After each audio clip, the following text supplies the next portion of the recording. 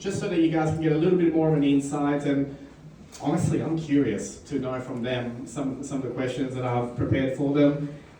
In full transparency, because blockchain is about transparency, they have seen the questions beforehand, and there may have been a few $50 notes that have been slipped my way. But anyway, the point is, they have been given the opportunity to prepare for the questions. There's no curveballs that are going to be thrown at them. Well, that's more pressure now, because now I was going to act like I didn't know what the question was going to be. Okay. Well, that's not what this industry is about, right? This industry is about transparency. So without further ado, I'm going to quickly pass the mic around. I want to know, how did you get started, Lockie, in this industry?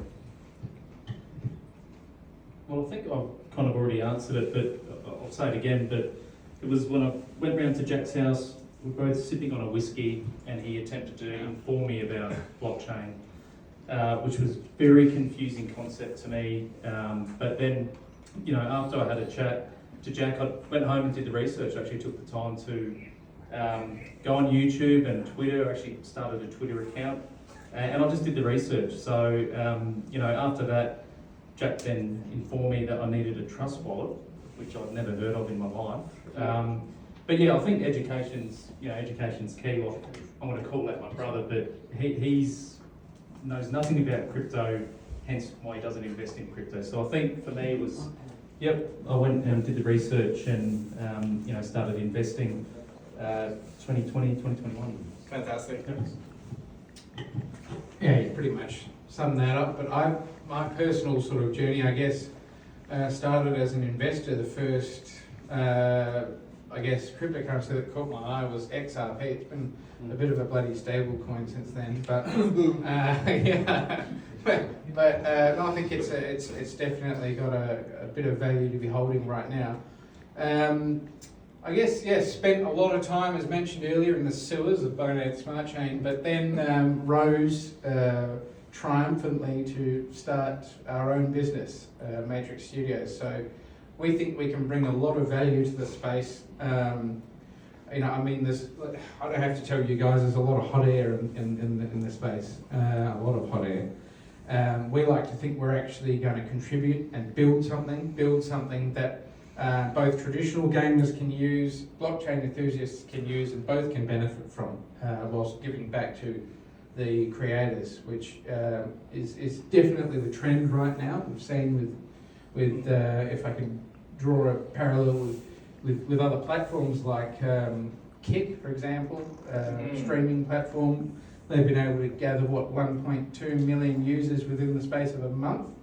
Yeah, I think it was 69 days, and they've got over 1 million users. And that's purely through giving back to the creators, flipping the revenue model on its head, giving more to the creators, and that's what creators want. So that's sort of the strategy we're going to go with as well. Fantastic. Good job. Oh, yeah. Well, I started mine back in 2019. That's when I came across blockchain technology, and I was quickly bought into the whole concept of decentralization. I'd really say I was a decentralization maxi back then, but I didn't really dive deeper into Web3 because I was involved in a mental wellness startup. It wasn't only until 2021, at the end of it, where I joined sharing and I started diving deeper into the industry. And when I think about Web3, I always feel like I'm learning something new every day. The sector, there's so much happening. You've got DeFi, NFTs, metaverse, infrastructure technology, and even like the gaming sector with these guys. Honestly, I feel like I'm learning something new every day. Fantastic.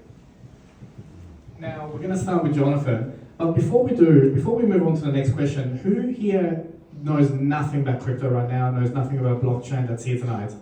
Okay, great. Now we're going to talk about the fun part of being in this industry. So I'm going to be asking the guys, what is the most fun part about being involved in this industry right now? For me personally, you've touched on it, Jonathan, already, but I'm going to start with you now. For me, it's definitely there's always something to learn. Like if you become a sponge and you want to learn more about this industry, there's something new to learn every single day. For me, I found that exciting because I do get bored quite easily. And so when I found this industry, back in 2020, I was like, wow, there is so much to learn here. It's kind of like we're reinventing the world all over again. and reinventing all the roads and all the infrastructure. So for me, it was fascinating to do that, but I'm excited to hear from the guys, and we'll kick off with Jonathan. What's the best part about being in the industry? I wouldn't necessarily use the word fun. Because, you know, they always, if you're making money, then it's not usually the most fun thing. But I would say the industry is very inclusive, and there's just a piece for everyone. You know, if you're an investor or you want to get involved in projects, there's plenty of money around. If you want to trade, there's DeFi. If you want to, you know, interact in these more immersive experiences like in the metaverse, or you're a business that wants to open up new revenue streams or maybe new user activation points, there's metaverses for that. So there's plenty for everyone if you really want to get involved. Fantastic. I have to say, getting rugged, that's always a learning curve now. I think building on what Jonathan said, it's such a new space.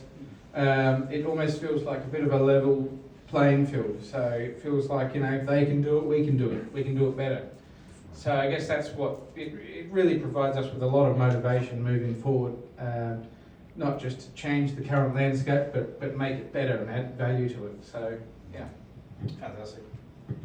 Yeah, I think I'm probably just going to echo what these guys have said, but yeah, I think it's an interesting space. It's a relatively, obviously, new space. You know, it's been around for 14 years, just about. But I think, you know, to Jonathan's point and what Jack mentioned is no one's an expert. You know, anyone who claims to be an expert is a lie. So I think we're constantly learning. The space is constantly evolving, and there's just some really interesting people in the space as well. So, you know, for me personally, Jack probably hates it, but I send him Twitter links to Twitter Spaces, which is where I learn a lot from other people, you know, not just here, you know, within Australia, but, you know, in other countries as well. And I think on a personal level, you know, with Matrix Studios, I think what's fun is, and, you know, what I enjoy doing is I've obviously got my computer and I've got all of the files when we first started. So going back to the first logo, the first website iteration, the first white paper, if I ever showed you, my gosh. But yeah, so for us it's a journey, and I like reflecting on sort of how far we've come, and I'm sure there's other people who are in the same boat. Yeah, fantastic. At the moment, we have about 11% of the world who currently holds any form of cryptocurrency. So when we look at us in the space, sometimes it can feel like everybody's in the space, but when we look at the numbers realistically, there's only 11% of the people around the world that even own a crypto wallet. So it is very, very new. You know, a lot of people think, oh, Bitcoin has been around since 2008. Well, I kind of missed the boat. Well, you haven't, because the numbers show otherwise, and there is still so much to go. So what I want to ask all of you, and we'll start with Lockie this time, how do we go mainstream? What's missing? Because as good as things are at the moment, and as great as blockchain can be a solution provider to a lot of problems that the Web2 world has, how do we take that next step? You know, how do we go to 30% of the world? Then how do we go to 45% of the world? And at what stage do we go in the 60+%? I'm curious. It's a really good question. I think I would argue that we're not seeing mass adoption. I think we are. If you have a look at the technology, which is blockchain, it's the fastest adopted technology, albeit, you know, AI has taken its place. So, you know, I think eventually what we'll see is, you know, there'll be an inflection point. You know, if you look at the S-curve, that there always is with any new tech. You know, and I mean, you look at, you know, I was listening to a podcast and someone spoke about the automobile. No, in 1900 it had been around 14 years, which is coincidentally as long as Bitcoin's been around. So, you know, 10% of the population were driving cars then. You know, in the next 10 years it was 80%, and then it was another 10%. So I think as time goes on, you know, adoption will continue. I think what will be interesting is Gen Alpha. I think there's a forecast I think I read, which was by 2025 it'll be the biggest generation we've ever had, and they're going to be growing up in a digital world. Yeah. So, you know, they're not coming from a world where it's Web 1, Web 2. You know, they're coming straight into Web 3, which is a digital space. So I think you'll see eventually, I mean, I wouldn't say straight away because it means they're only about 14 years old, but eventually, you know, as time goes, you'll see adoption continue. And look, I think I was talking before. I think education is key. I think more and more people, once they hear about crypto, and I think my brother's probably going to be one of them, will start doing a bit of research and start learning about, not necessarily about crypto, but potentially more so the blockchain technology behind it. So I think we will see mass adoption if we're not seeing it already. I think my answer is going to be a little bit more boring, a little bit more simple, but I think once we get that government regulation that we're all waiting on, you'll see a lot more of the hybrid Web3 as a sort of addition or solution sort of model. So once the government says okay, you'll see all of the big boys jump in and everyone else will be left behind. So I'm waiting for the regulation. Love it. I work in the infrastructure side, so when I think of like decentralized ecosystems, they tend to offer a much poorer user experience when compared to those in like centralized environments. And so for me, that's going to be one of the big barriers for mass adoption. Like, despite seeing a significant number of growth in decentralized protocols, in the last half a year, DEX trading volume has just increased significantly. I think there's still a lot of capital inflow into decentralized services purely because it just offers a better user experience. From an infrastructure side, some of the more noticeable challenges are around, the challenges with interoperability across different blockchains. I think, when you have multi-chain dApps that suffer from liquidity fragmentation, the lack of on-chain privacy, and then just our user experience with wallets and how we manage our digital assets, it's still not in a stage where it's going to be user-friendly for every single person. So I think from infrastructure side, user experience is really important before we can see sort of mass adoption.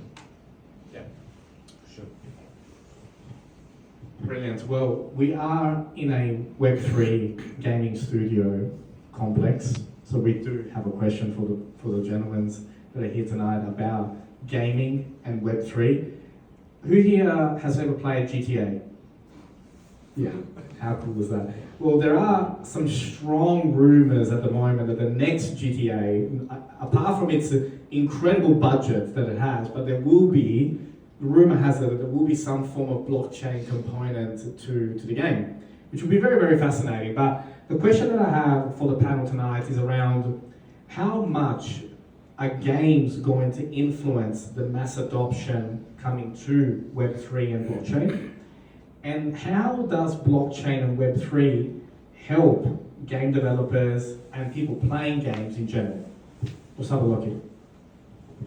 Who's played a Web3 game?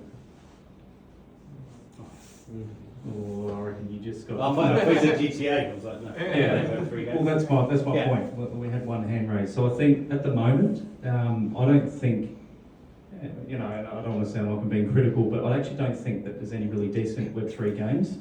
I think the problem with Web3 games is there's a lot of emphasis on the blockchain and earn side. I think what needs to happen is the Web3 component needs to be an add value or complementing factor to the actual game. So I think, and I think that's always been kind of the conjecture with a lot of the Web2 gamers is make a decent game and we might be interested. But contrary to that, I think a lot of Web2 gamers really don't give a shit about NFT integration. So I think eventually that will shift, and I think there are some exciting kind of builds that's happening within blockchain and gaming, and personally I'm super excited to see what happens with GTA. But I think first and foremost, I think we've really got to start looking at how do we actually develop a really decent game first, and the Web3 aspect of that is a complementing factor to the game, which is actually going to enhance the user, the end user. Yeah, brilliant.